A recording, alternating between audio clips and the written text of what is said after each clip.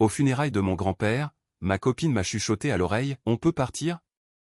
C'est tellement ennuyeux et j'ai un brunch de prévu. Je lui ai répondu, tu devrais y aller. Elle est partie. Je suis resté, j'ai fait mon discours et je ne l'ai plus jamais rappelé. Lorsqu'elle m'a envoyé un message 3 jours plus tard pour demander on est cool? J'ai répondu par un simple point final et j'ai bloqué son numéro. Ces messages vocaux quand elle a réalisé ce qui se passait valent le détour. Moi, Julien, 29 ans, j'ai enterré mardi dernier la seule figure paternelle que j'ai jamais connue. Mon grand-père, Marcel, m'a élevé depuis mes 6 ans. Il m'a appris à faire un nœud de cravate, à changer une roue et à regarder quelqu'un dans les yeux quand on lui serre la main. C'était le genre d'homme qui n'exigeait pas le respect, il l'imposait simplement par sa présence. Quand il est décédé, j'ai eu l'impression que le sol se dérobait sous mes pieds. Je sortais avec cette fille, appelons-la Chloé, depuis environ 8 mois. Avec le recul, les drapeaux rouges étaient là. Elle était toujours un peu trop préoccupée par l'apparence des choses sur Instagram, un peu trop ennuyée quand la conversation ne tournait pas autour d'elle ou de son cercle immédiat. Mais quand on est dedans, on se trouve des excuses. On se dit qu'elle a juste du caractère ou qu'elle sait ce qu'elle veut. Les funérailles avaient lieu dans une petite chapelle étouffante. C'était bondé. Mon grand-père avait touché beaucoup de vie. J'étais assis au premier rang, fixant les veines du bois du cercueil, essayant de garder une respiration régulière parce que je devais me lever et parler dans 10 minutes. Chloé était assise à côté de moi. Elle remuait sur son siège depuis 20 minutes. Elle soupirait bruyamment, croisait et décroisait ses jambes. Le bois du banc craquait à chaque mouvement. C'était distrayant, mais je l'ignorais. J'étais dans ma bulle, essayant de me souvenir de la première phrase de mon éloge funèbre. Puis, en plein milieu de la prière du prêtre, j'ai senti un coup sec sur ma cuisse. J'ai tourné légèrement la tête. Chloé s'était penchée vers moi. L'odeur de son parfum floral a soudainement dominé l'odeur du vieux bois et des lys. Elle tenait son téléphone en hauteur. La luminosité était au maximum, traversant la pénombre religieuse comme un phare. Elle a chuchoté assez fort pour que ma tante, de l'autre côté de l'allée, l'entende certainement, on peut partir? C'est tellement ennuyeux. Et j'ai un brunch prévu avec Manon à 13h. Je l'ai fixé. J'ai regardé son maquillage parfait, son expression ennuyée, la façon dont elle tapotait déjà son pouce contre l'écran de son iPhone en attendant une réponse. Ce n'était pas malveillant. C'était pire. C'était une indifférence totale et vide. Pour elle, ce n'était pas une tragédie. C'était un conflit d'agenda. Quelque chose en moi s'est simplement éteint. Ce n'était pas de la rage. Ce n'était pas du chagrin. C'était juste le bruit d'un disjoncteur qui saute à la cave. Le courant était coupé. Je me suis tourné vers elle. Je n'ai pas chuchoté. J'ai parlé d'une voix normale et plate. Tu devrais y aller. Elle a cligné des yeux, l'air confus. Quoi? Tu viens, non? On pourrait prendre ta voiture. Non, ai-je dit. Je reste. Tu devrais partir maintenant. Elle a eu l'air offensée. Elle a carrément soufflé, a attrapé son sac à main Louis Vuitton et s'est faufilée devant moi en m'écrasant les pieds. Elle ne s'est pas retournée. Elle a descendu l'allée centrale, ses talons claquant bruyamment sur le carrelage, vérifiant son téléphone alors qu'elle poussait les lourdes portes en chaîne. Je l'ai regardée partir. Puis je me suis levé, j'ai marché jusqu'au pupitre et j'ai prononcé mon éloge. Je n'ai pas bégayé. Je n'ai pas pleuré. J'ai parlé d'honneur et de loyauté, deux choses dont j'ai soudain réalisé qu'elles manquaient cruellement dans ma vie personnelle. Je suis rentré chez moi seul. J'ai éteint mon téléphone. J'ai bu un verre du whisky bon marché que mon grand-père aimait, j'ai fixé le mur et je me suis endormi sur le canapé dans mon costume. Je ne l'ai pas appelé. Je ne lui ai pas envoyé de SMS. Et voici le comble. Elle ne m'a pas contacté non plus pendant 3 jours. Silence radio. J'ai appris plus tard par une connaissance commune qu'elle attendait que je m'excuse. Dans sa tête, je l'avais embarrassée en la faisant partir seule. J'avais été lunatique et distant un jour qu'elle m'avait réservé en assistant aux funérailles pendant 1 heure. Elle me punissait par le silence. 3 jours plus tard, vendredi après-midi, mon téléphone a vibré. Chloé, on est cool? Non. Comment tu vas? Non. Désolé pour ta perte. Juste une prise de température pour voir si j'avais fini d'être triste pour qu'on puisse reprendre son programme habituel. J'ai regardé le message. Je n'ai absolument rien ressenti. Aucune envie d'expliquer pourquoi ce qu'elle avait fait était impardonnable. Aucune énergie pour argumenter. J'ai tapé un seul caractère. Un point. Envoyer. Puis je suis allé dans les réglages, bloquer le correspondant. Puis je suis allé sur Instagram, bloqué. Snapchat, bloqué. Il lui a fallu environ 2 heures pour réaliser ce qui s'était passé. Je suppose que le statut distribué n'est pas passé à lui sur le message de suivi qu'elle a dû envoyer. Ce soir-là, je mangeais des plats à emporter, me sentant enfin un peu humain à nouveau. Mon téléphone a commencé à vibrer sur la table. Numéro inconnu. J'ai laissé aller sur la messagerie. Ça a sonné à nouveau immédiatement. Numéro inconnu. Messagerie. C'est arrivé 4 fois. Finalement, la notification de transcription est apparue. J'ai écouté le premier. T'es sérieux là? Tu me bloques parce que je voulais aller manger? Tu es tellement dramatique. Rappelle-moi. J'ai les billets pour le festival Wheel of Green le week-end prochain et on doit discuter de l'organisation. Deuxième message vocal, ok, tu me fais peur là. C'est un comportement de pervers narcissique. Tu sais que le traitement par le silence c'est de la violence psychologique. Ma mère a dit que tu faisais probablement juste ton deuil, mais là tu te défoules sur moi. Réponds au téléphone. Troisième message vocal, tu es vraiment un gamin. Je suis restée assise dans cette église poussiéreuse pendant 1 heure pour toi. Je t'ai soutenu et tu m'as viré. J'ai fini de jouer. Débloque-moi tout de suite ou on va avoir un sérieux problème. Je les ai supprimés. Je n'ai pas répondu. J'ai fini mes nouilles. J'ai réalisé alors que je ne faisais pas seulement le deuil d'une mort. Je faisais le deuil du temps que j'avais gâché avec quelqu'un qui ne pouvait même pas faire semblant de s'en soucier pendant 5 minutes. Elle pense que c'est une dispute. Elle pense que c'est une mauvaise passe. Elle ne réalise pas que quand j'ai dit « tu devrais partir », je voulais dire pour toujours. Mise à jour 1. 5 jours plus tard, le silence n'a pas duré. Bien sûr que non. Le week-end a été calme, principalement. Je l'ai passé à mettre en carton certaines affaires de mon grand-père, ce qui était un travail lourd mais nécessaire. Je me sentais étonnamment bien. L'absence de Chloé, maintenant mon ex, rendait en fait le processus de deuil plus facile. Je n'avais pas à jouer la tristesse pour elle ou à me dépêcher de m'en remettre pour m'adapter à son emploi du temps de brunch. Lundi soir, j'étais chez moi. Je vis dans une résidence correcte, 2e étage, entrée sécurisée par digicode, mais les gens profitent tout le temps de l'ouverture de la porte par d'autres pour entrer. Vers 18 h, il y a eu de grands coups sur ma porte. Un toc-toc autoritaire. Comme la police. J'ai regardé par le Judas. Ce n'était pas la police. C'était l'ex. Et elle avait des renforts. Sa meilleure amie, celle du brunch, Manon, se tenait derrière elle, les bras croisés et l'air justicier. Je n'ai pas ouvert la porte. J'ai une sonnette vidéo installée. Un cadeau d'adieu de mon grand-père qui disait toujours « Fais confiance à tout le monde mais coupe les cartes toi-même ». J'ai parlé à travers l'interphone. Partez, ai-je dit via le retour caméra. J'ai vu l'ex sursauter. Elle a fusillé l'objectif du regard. Ouvre la porte, a-t-elle hurlé. Je sais que tu es là. Tu ne peux pas juste voler mes affaires. Ses affaires? Elle n'habitait pas avec moi. Elle n'avait jamais vécu avec moi. Elle dormait là peut-être 2 nuits par semaine. Je n'ai pas tes affaires, ai-je dit calmement. Laisse-moi mon sweat, ma trousse de soins et le chargeur, a-t-elle crié. Et je veux l'argent pour les billets du festival. Tu me dois ça. Ok. Les affaires.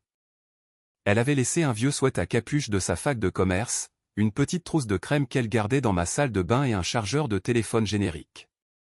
Je suis allé au placard près de l'entrée. J'avais en fait emballé tout ça dans un sac de course Carrefour le jour où je l'avais bloqué. J'avais anticipé ça. J'ai attrapé le sac. J'ai entrouvert la porte en gardant la chaîne de sécurité, elle s'est immédiatement jetée en avant, essayant de pousser la porte. Laisse-moi entrer. On doit parler. J'ai passé le sac en plastique à travers l'ouverture. Il l'a frappé à la poitrine. Voilà tes affaires, ai-je dit. Nous n'avons rien à nous dire. Tu ne peux pas faire ça, est intervenue la meilleure amie. Tu fais une dépression nerveuse. Tu as besoin de tourner la page. J'ai tourné la page, ai-je dit. Elle a quitté les funérailles. C'était ça la fin. C'était des funérailles, a crié l'ex. C'est pas comme si c'était un mariage. Il est mort. Il s'en fout si je pars. T'es un psychopathe. J'ai claqué la porte et verrouillé le pen dormant. J'appelle les flics. Elle a crié à travers le bois. Tu as volé mon argent. C'est là que son sentiment de droit devient drôle ou triste. Les billets du festival. Il y a 3 semaines, elle voulait aller à ce festival de musique. Elle n'avait pas l'argent sur son compte à ce moment-là. Elle m'a demandé d'acheter les passes VIP, 2 d'entre eux, environ 400 € chacun, et a promis de me faire un virement Lydia pour sa part. Quand son salaire est tombé, je les ai achetés. Elle ne m'a jamais fait le virement. Maintenant, elle voulait son billet ou l'argent qui correspondait. Je me suis assis sur mon canapé et j'ai attendu. Environ 20 minutes plus tard, la vraie police a frappé. J'ai ouvert la porte. 2 agents de la police nationale. Ils avaient l'air fatigués. L'ex et la meilleure amie se tenaient derrière eux, l'air suffisant. L'ex faisait semblant de renifler, essuyant des larmes inexistantes. Monsieur, a dit l'agent le plus âgé. Nous avons un signalement pour vol et refus de restituer des biens. J'ai rendu ces affaires, ai-je dit. Un souhait et quelques produits de toilette. Je lui ai remis il y a 20 minutes. L'agent a regardé l'ex. Il a gardé mon billet de festival, a-t-elle dit. Ça vaut 400 €. Il le garde en otage parce qu'il est abusif et contrôlant. L'agent m'a regardé. Monsieur, j'ai acheté 2 billets avec ma carte bancaire, ai-je dit. Ils sont à mon nom. Je les ai achetés comme un lot. Elle ne me les a jamais payés. C'est ma propriété. J'allais le payer, l'a-t-elle interrompu. C'était l'accord. Ça veut dire qu'il y en a un à moi. L'avez-vous payé, a demandé l'agent. Non, parce qu'il m'a bloqué, a-t-elle hurlé. Comment je peux le payer s'il m'a bloqué? Donc, vous n'avez pas payé pour l'article que vous réclamez, a clarifié l'agent. Il avait l'air de vouloir être littéralement n'importe où ailleurs. Il me l'a offert, a-t-elle pivoté. C'était un cadeau. On ne reprend pas un cadeau. J'ai sorti mon téléphone. J'avais sauvegardé la conversation SMS. Papy m'avait aussi appris, garde une trace de tout. J'ai montré à l'agent le SMS d'il y a 3 semaines. L'ex, bébé, STP achète les billets avant que ce soit complet. Je te fais un Lydia vendredi. Promis. Moi, fait. 860 € au total. Elle a promis de payer, ai-je dit au policier. Elle ne l'a pas fait. Ce n'est pas un cadeau. L'agent m'a rendu mon téléphone. Il s'est tourné vers l'ex. Madame, c'est une affaire civile. Si vous voulez l'argent ou le billet, vous devrez saisir le tribunal de proximité ou le conciliateur. Nous ne pouvons pas le forcer à vous donner quelque chose qu'il a acheté. Mais il me vole, a-t-elle crié. Le masque de la pauvre victime glissait, révélant la rage en dessous. Et j'ai ajouté en regardant l'officier, je lui ai formellement demandé de quitter ma propriété. Elle est maintenant en violation de domicile. L'agent a hoché la tête. Vous l'avez entendu, mesdames. Il est temps de partir. Ne revenez pas ici où nous aurons une conversation différente. L'expression sur son visage. Ce n'était pas du regret. C'était un choc pur et simple que l'univers ne se plie pas à sa volonté. Elle a regardé les flics comme s'ils étaient des traîtres. Vous servez à rien, a-t-elle lancé à l'officier. On y va, madame, a dit l'officier, la main posée sur sa ceinture. Pas agressif, juste ferme. Elles sont parties. J'ai entendu l'ex crier tout le long du couloir que j'étais un raté et qu'elle était trop bien pour ça. Je suis rentré. Je me suis connecté au site de revente officielle des billets. J'ai mis les 2 passes VIP en vente. Ils sont partis en 1 heure.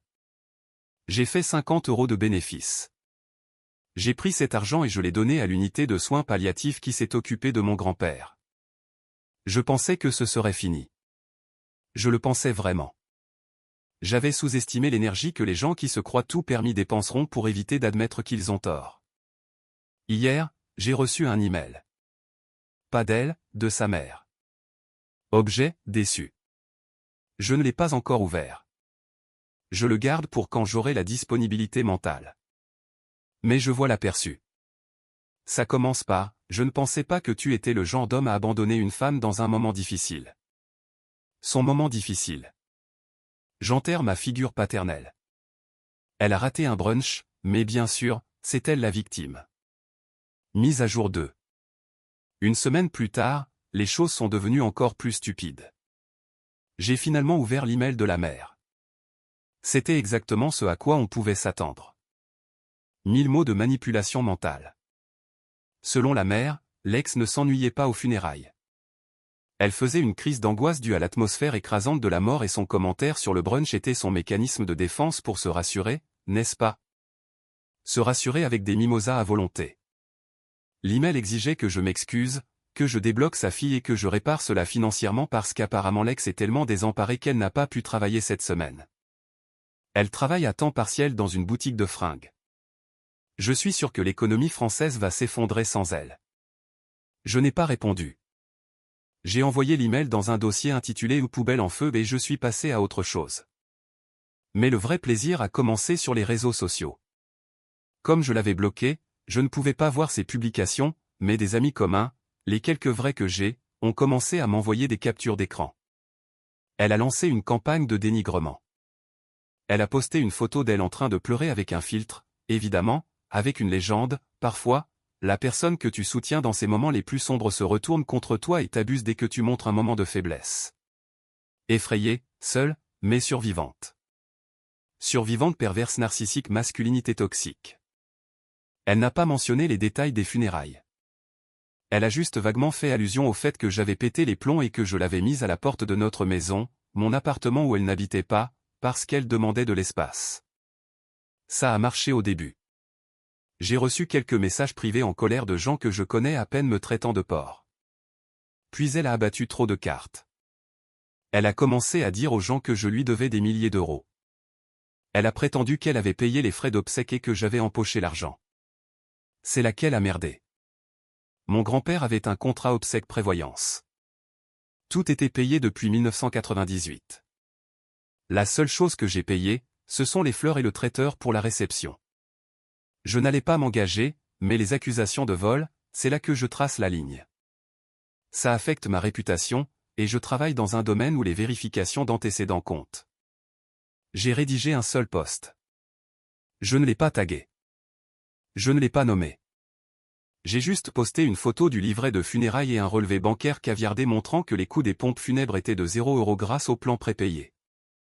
La légende disait, le deuil est assez dur sans les mensonges. Mon grand-père a payé ses propres funérailles il y a 20 ans. Personne ne m'a prêté d'argent. Personne ne m'a soutenu financièrement. Et si vous avez quitté la cérémonie avant l'éloge funèbre pour aller bruncher, s'il vous plaît, arrêtez de poster sur à quel point vous m'avez soutenu. C'était mesquin. Peut-être. Efficace? Absolument. Les amis communs qui hésitaient sont soudainement devenus silencieux. Quelques-uns ont liké le post.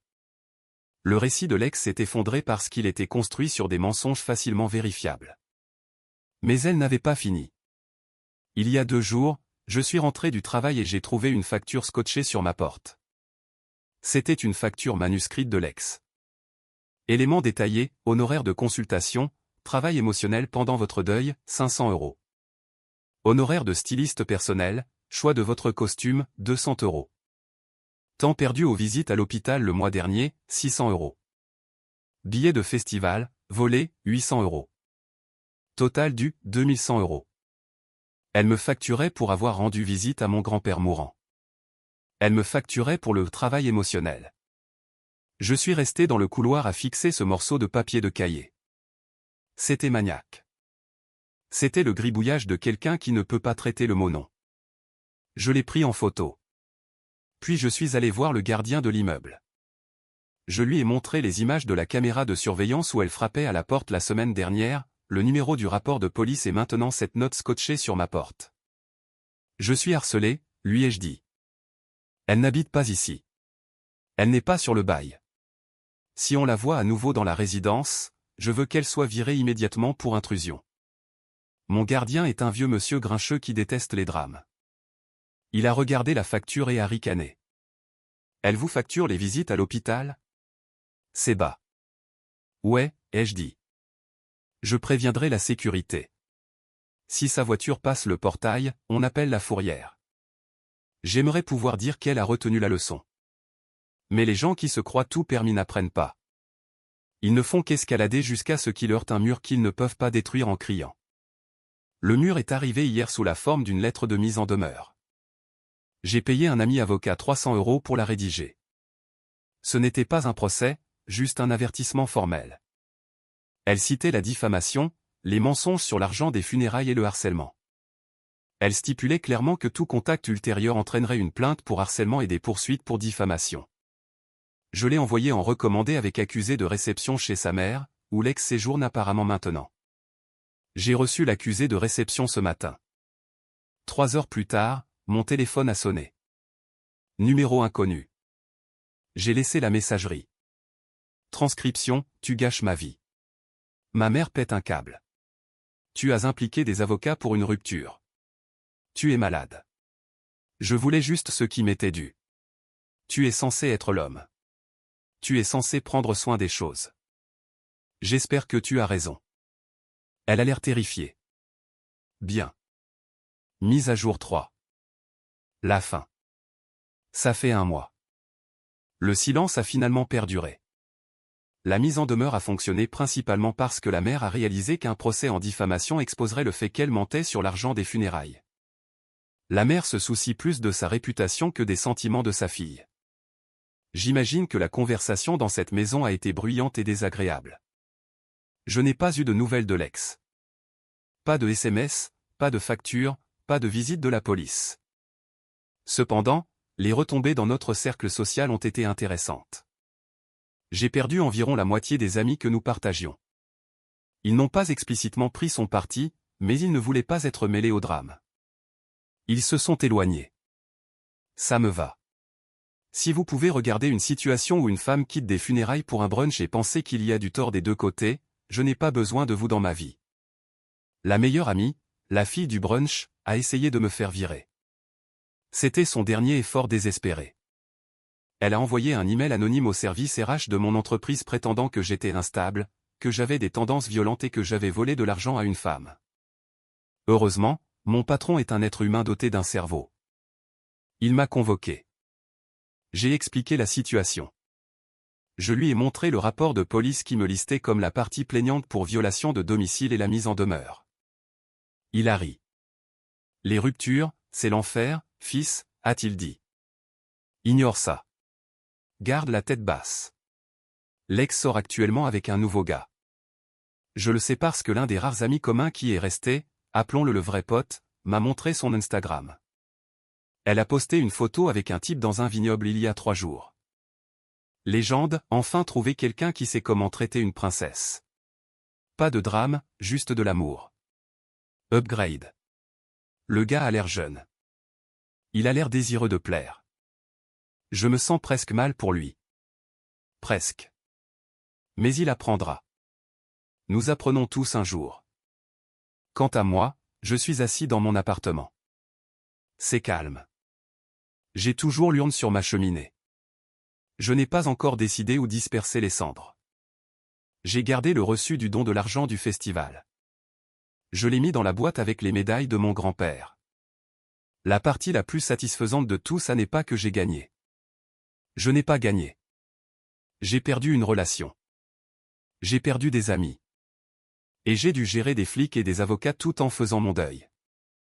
La satisfaction vient du calme. J'avais l'habitude de tellement stresser pour la rendre heureuse, pour son ennui, pour ses besoins. Maintenant, j'ai juste mes propres besoins. J'ai fait du café ce matin. Je l'ai bu sur le balcon. Je n'ai pas eu à vérifier si la température convenait à quelqu'un d'autre. Je n'ai pas eu à m'inquiéter si le bruit du moulin réveillait quelqu'un. J'ai pensé à mon grand-père. Il l'aurait détesté. Il était juste trop poli pour le dire de son vivant. Je pense qu'il serait fier du « tu devrais y aller ». Ce n'était pas un fantasme de vengeance. Je n'ai pas détruit sa vie.